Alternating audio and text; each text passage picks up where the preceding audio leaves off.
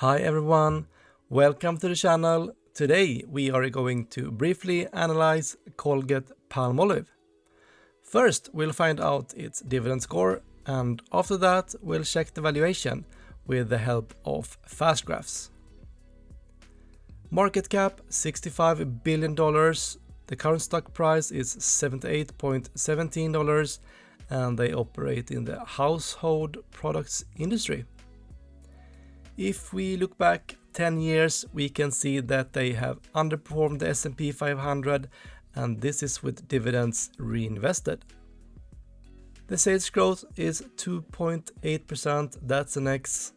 The earnings growth is actually negative -1.2%. The forward earnings estimates are a bit weak, 3.9%. The return on capital though is 23.2%. And the debt compared to the free cash flow they are generating is 3.35 years. Now for some yield data. A nice dividend yield of 2.4%. The buyback yield is 0.95%. So last year they bought back about the percentage of the shares. The payout ratio is 60.13%. And the dividend growth rate is 3.09%, so they are not increasing this dividend at a very high pace, but this is a dividend king. They have been growing this dividend for 59 years. This makes up for a score of 6 out of 10 points, so a bit mediocre. Let's check the valuation. Here in fast graphs we can see Colgate-Palmolive and their extremely stable earnings, which is this orange line.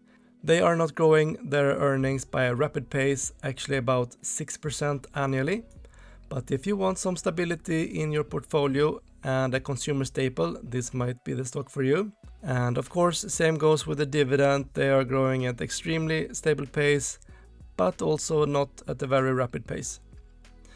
If we also plot the price compared to the normal PE which Colgate-Palmolive trades at, we can see that you have to pay a bit of a premium for this quality company. The normal PE is about 22. The orange line is the earnings compared to PE 15.